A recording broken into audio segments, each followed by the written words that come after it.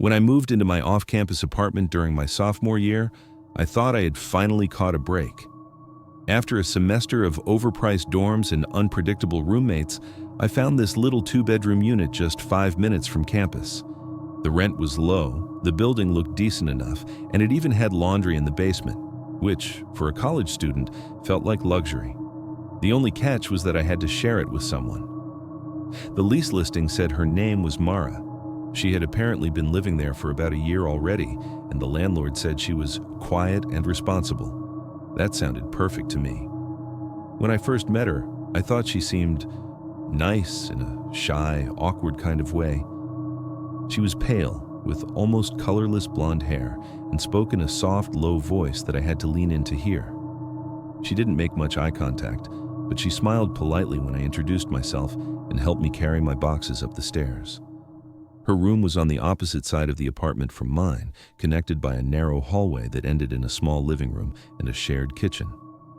I remember thinking the place smelled faintly like lavender and something else I couldn't place, something metallic, almost like old coins.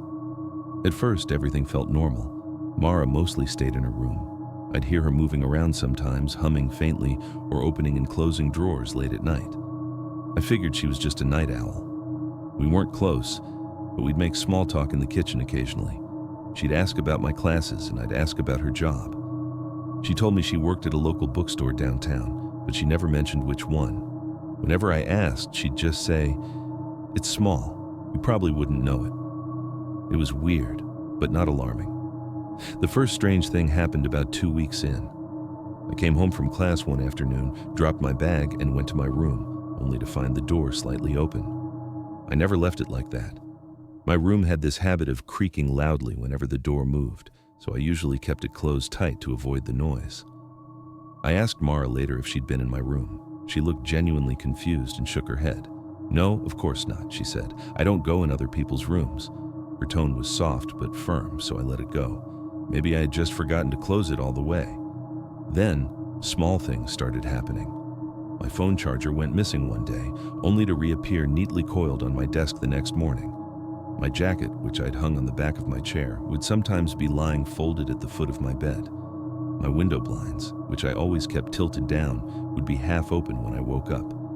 It felt minor enough that I kept gaslighting myself into thinking I was just being forgetful. But the unease started to build. There was one night, maybe 3 weeks in, when I woke up around 2:30 a.m.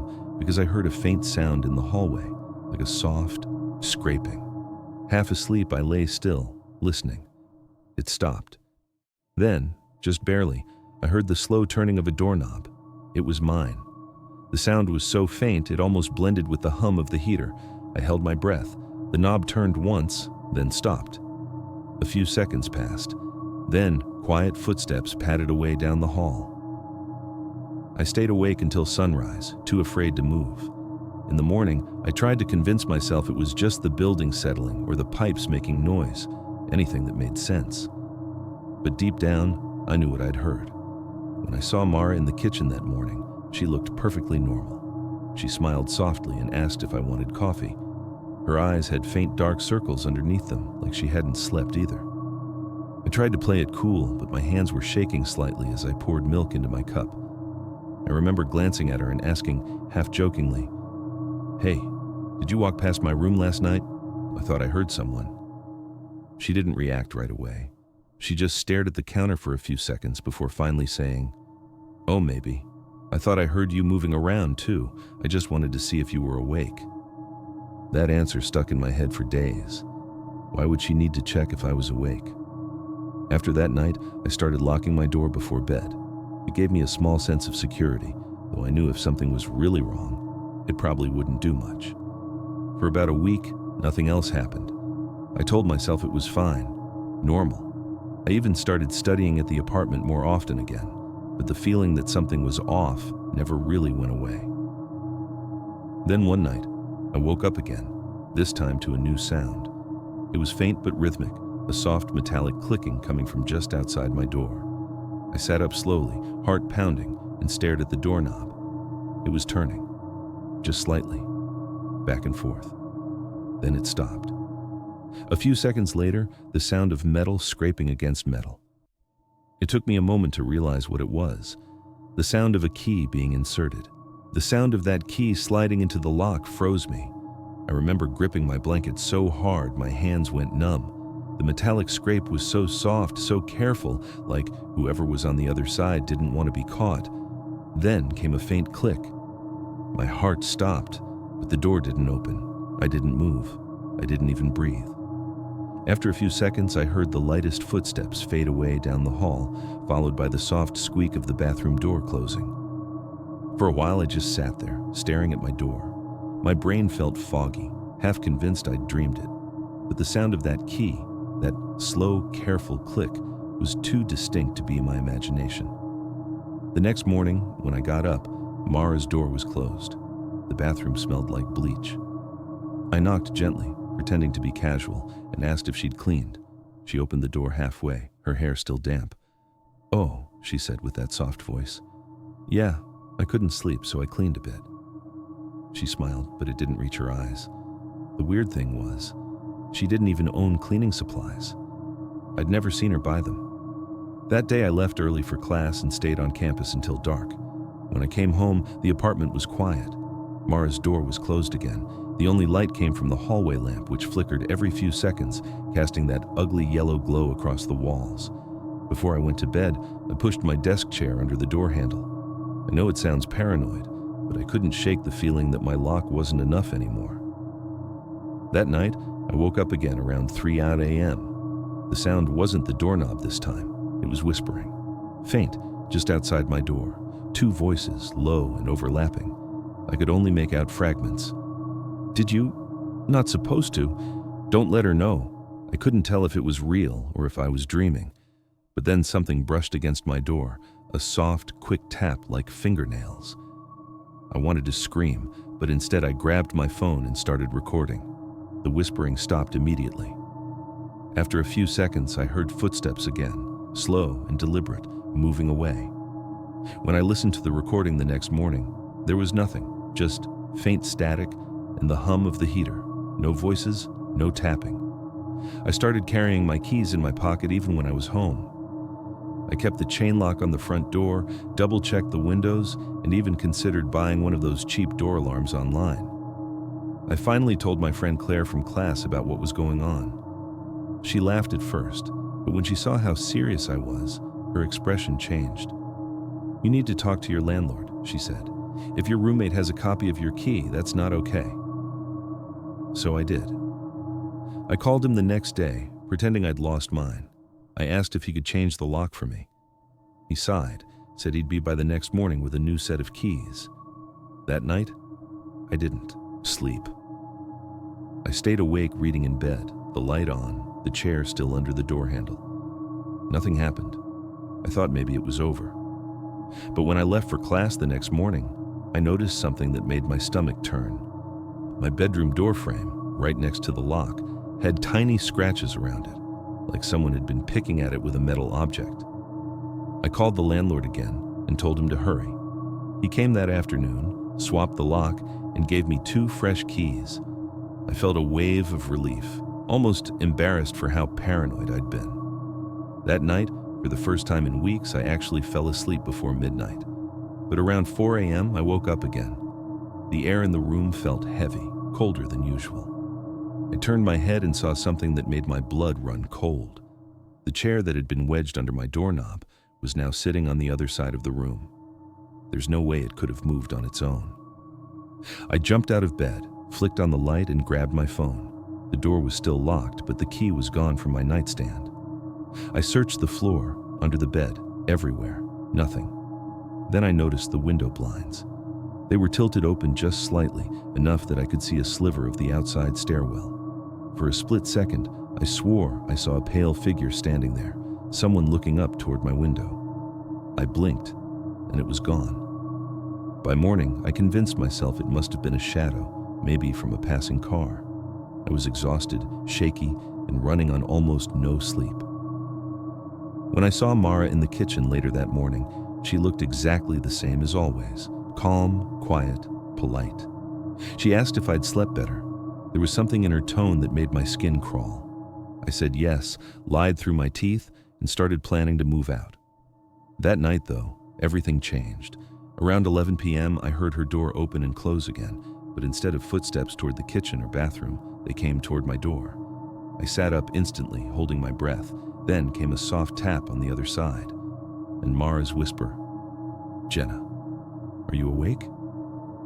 I didn't answer. She waited a few seconds, then said, "I think someone's been in the apartment." Her voice was trembling. "I keep hearing footsteps," she continued. "I think someone else has a key." When Mara whispered that, I didn't know what to say. For a moment, the fear I felt shifted from suspicion to confusion. I hesitated, then said softly through the door, "What do you mean?" There was a long pause. Then her voice, smaller this time. "I think someone's been in my room. I woke up and my closet door was open. And my window too." Something about how she said it didn't sound like an act. She actually sounded scared. I got up slowly and opened my door. The hallway light flickered faintly.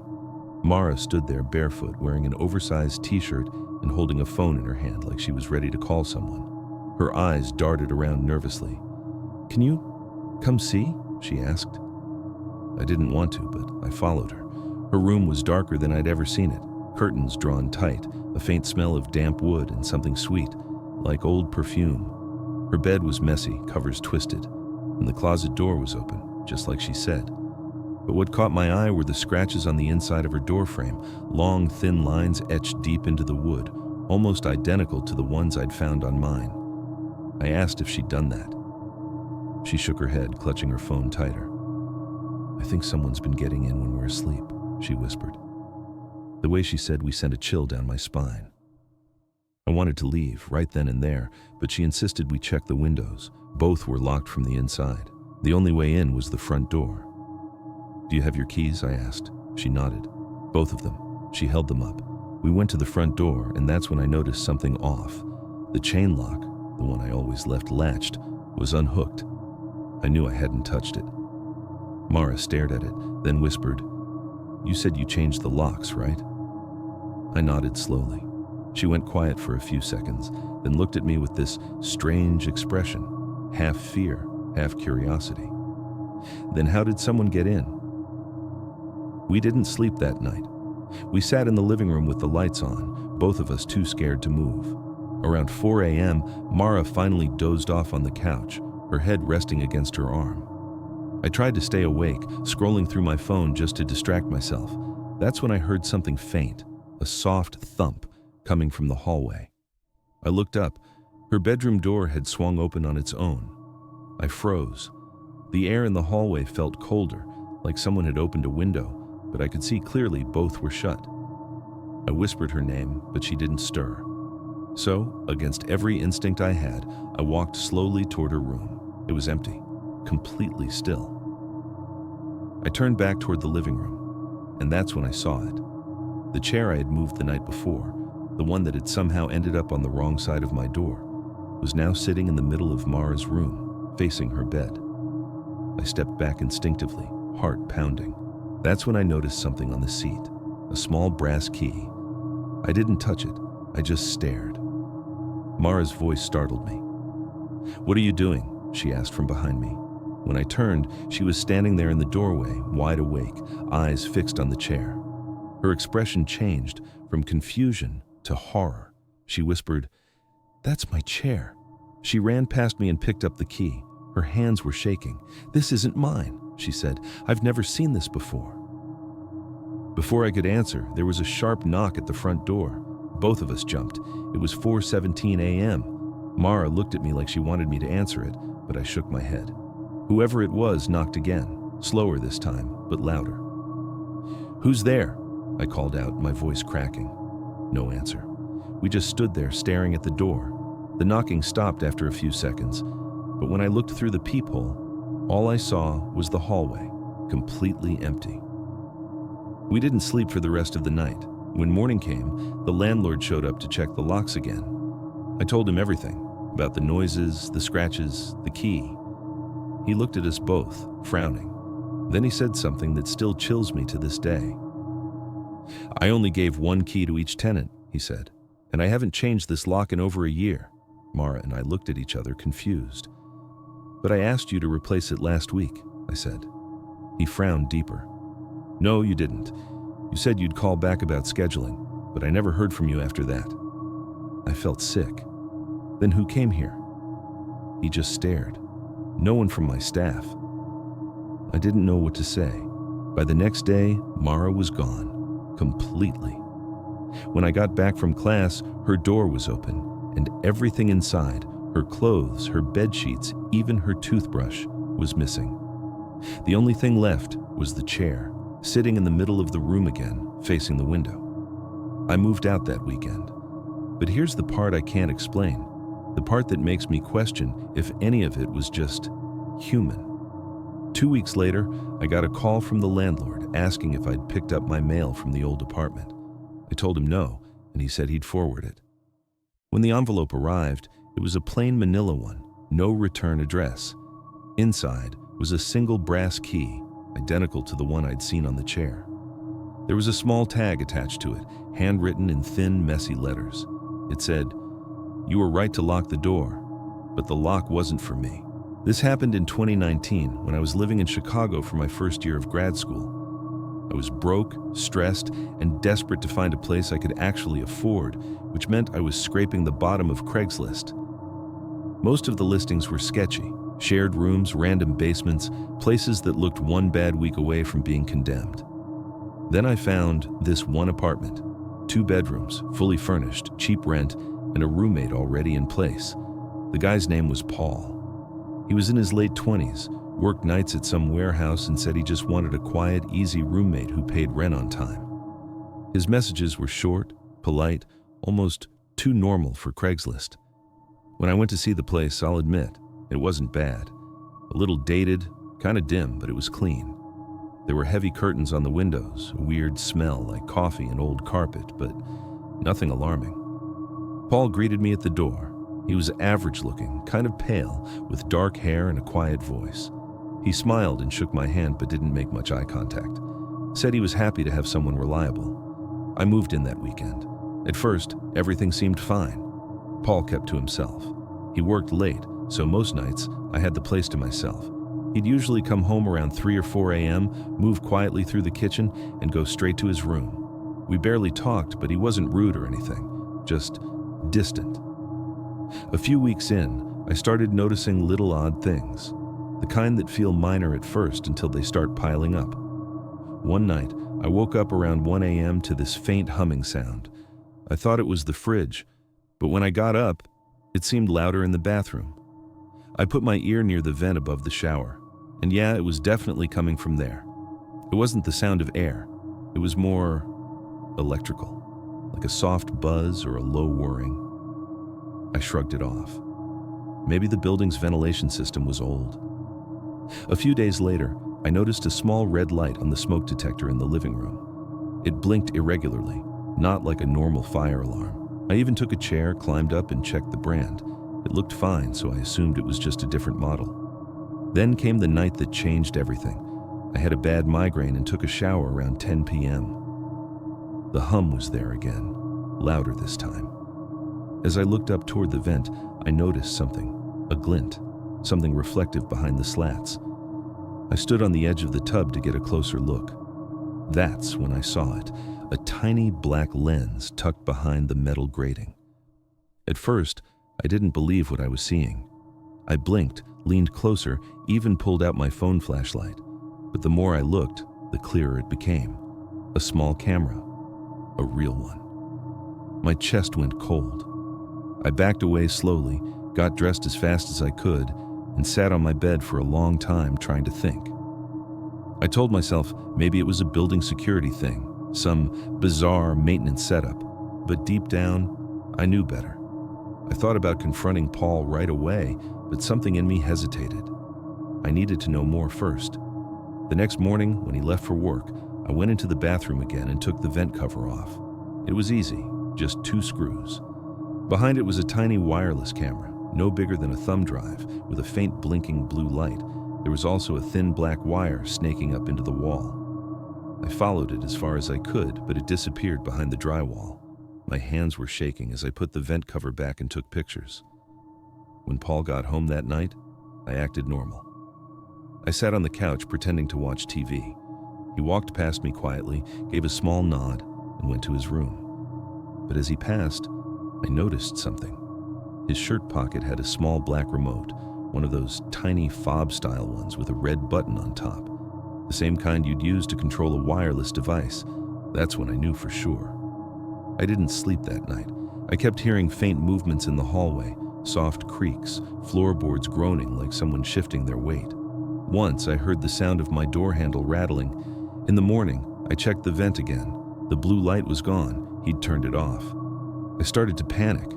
I didn't have much money, no family nearby, and my lease had my name on it too. I couldn't just leave, so I decided to record him instead. That evening, when Paul went to work, I set up my phone on video mode, angled toward the hallway. I figured if he tried to get into my room, I'd have proof. When I came back the next day to check the footage, I felt my stomach twist. At around 2:17 a.m., the door to my room opened, just slightly. A shadow stretched across the floor. Then, for about 5 full seconds, someone stood in the doorway, motionless. No sound, no words. And then the door quietly closed again. When I saw that video, that shadow standing in my doorway, I froze. It wasn't long or dramatic, but it was enough to make every hair on my body stand up. The figure didn't move, didn't breathe loud, didn't even step inside. Just stood there watching. I replayed the clip over and over, zooming in until the pixels blurred. The shape matched Paul's build. Tall, narrow shoulders, same kind of posture. That day at school, I could barely focus. I kept checking my phone, half expecting to see new footage, another clip I hadn't noticed. When I got home, Paul was in the kitchen making coffee. He greeted me like nothing was wrong. "Long day?" he asked. "Yeah," I said, forcing a smile. Inside, my heart was pounding so loud I was sure he could hear it. I needed proof strong enough for the police, not just my phone footage. So that night, I stayed awake with all the lights off, pretending to sleep. Around 3 a.m., I heard him moving, slow, careful footsteps on the hallway carpet. The sound stopped right outside my door. Then a faint click. The handle moved. I waited, holding my breath. The door opened halfway. A sliver of dim yellow light from the hall spilled across the floor. I could make out his silhouette, tall, thin, head tilted slightly like he was listening. He stood there for maybe 10 seconds. Then he closed the door again. I didn't move until sunrise. That morning, I packed a duffel bag and went to stay with a friend across town. I didn't tell Paul. I texted him saying my cousin was in the hospital and I'd be gone for a few days. He just replied, "Okay, hope everything's fine." While I was gone, I contacted the police. I sent them the photos, the video, and told them about the camera in the vent. They told me to meet an officer at the apartment the next day so they could inspect it. When we got there, Paul wasn't home, or at least that's what I thought. The officer, a middle-aged guy named Collins, started checking the vents and smoke detectors while I stood by the door. When he reached the living room detector, he pulled it down and whistled softly. Inside wasn't a smoke alarm at all. It was a hidden camera shell, complete with a memory card slot. He opened 2 more in the hallway, same thing. There were 5 cameras total. 2 in the hallway, 1 in the kitchen, 1 in the bathroom, and 1 in my bedroom vent. Collins radioed for backup. That's when we heard a creak from down the hall. The door to Paul's bedroom was cracked open. Collins gestured for me to stay put, then slowly pushed it wider. Paul was inside, sitting on the edge of his bed, perfectly still. His laptop was open in front of him, showing a split-screen view of multiple camera feeds. He looked up, expression blank, like he'd been expecting us. Collins ordered him to stand up and move away from the desk. Paul didn't argue, didn't even ask what was happening. He just stood there, calm and quiet, while the second officer cuffed him. I remember one detail that still gives me chills. On the laptop screen, one of the feeds showed my bedroom, but the angle was different from the vent camera. It was from inside my closet. There had been another camera I never found. After they took him away, the detectives told me Paul had been recording his tenants for years. He'd rent out rooms for cheap, then hide cameras behind vents, smoke detectors, even picture frames. Most people only stayed a few months thinking he was just a quiet, awkward roommate. None of them realized they'd been watched. The detectives later found hard drives in his closet, dozens of them. I didn't want to know what was on them. A few months later, I moved out of the city. I couldn't relax in any apartment after that. I still cover every vent and camera light in whatever room I sleep in, even hotels. Sometimes, when I'm half asleep, I swear I can hear that faint humming again, like the sound that started it all. And every time I do, I look up toward the vent, just to make sure nothing's staring back.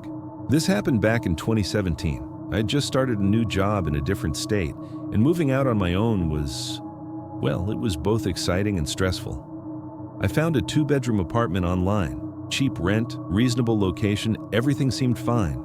The ad said my roommate's name was Eli.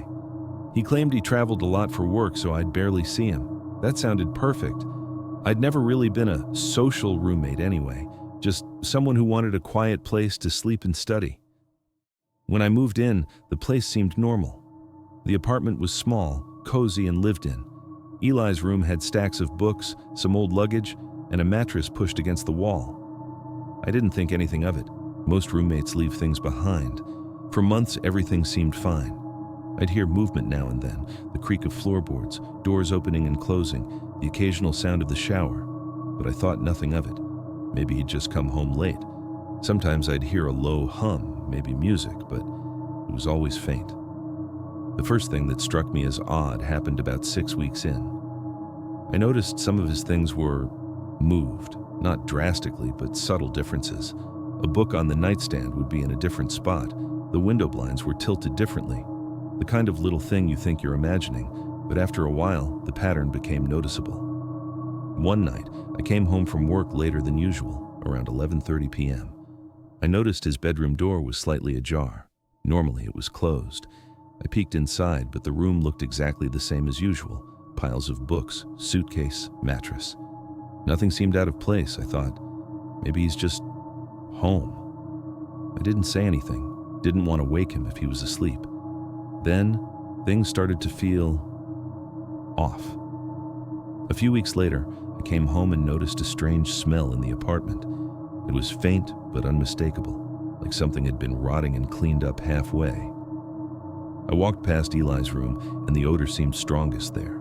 I knocked lightly on the door. "Eli, you home?" No answer. I shrugged, thinking he was traveling for work like he said. The real shock came about a month later. I received a call from the property manager. She sounded confused. "Tyler, the rent for the other half of the apartment hasn't been paid for months. I thought you were living alone." My stomach sank. "What do you mean?" "Eli's my roommate." She hesitated. "No. He hasn't paid anything. He hasn't even been listed as living here. I thought you knew he moved out." I couldn't believe it. I'd literally been hearing him, seeing evidence of someone in the apartment for months. I went home immediately, heart pounding. The apartment looked exactly the same, but Eli's bedroom, it was empty, completely empty. No clothes, no books, no luggage, just a bare mattress on the floor. The faint smell was gone. I called the police. They checked records. That's when I learned the part that still haunts me. The guy who had originally rented the apartment under the name Eli, the supposed roommate, had died in another state over a year before I moved in. I felt my stomach twist. Everything I had seen, everything I had thought was him, the floorboard creaks, the faint shower running, the moving objects, even the occasional hum. None of it could have been. I asked the officer what they thought. He gave me this look like I wasn't going to like the answer. "Could it have been someone else?" I asked, voice shaking. "Possibly," he said. "But the apartment's locked. Only you and the landlord have keys. If it was someone else, they had to be sneaky. Or someone just wanted you to think you weren't alone." The problem was, the pattern didn't match a human intruder perfectly. Some of the noises, timing, the faint smell appearing and disappearing. It didn't make sense for a person who was just breaking in. I moved out shortly after that. I couldn't stay there, couldn't handle wondering if I was actually alone. But even now, years later, I sometimes wonder about those nights. Sometimes I wake up in the middle of the night, in my apartment now, and I swear I hear faint creaks in the hall. Not from a neighbor, not from the building, from the empty space where someone shouldn't be. I never saw Eli, and I never will. But whatever it was that lived in that apartment, it learned how to mimic him. And it may still be out there, somewhere, waiting for the next person who thinks they're alone.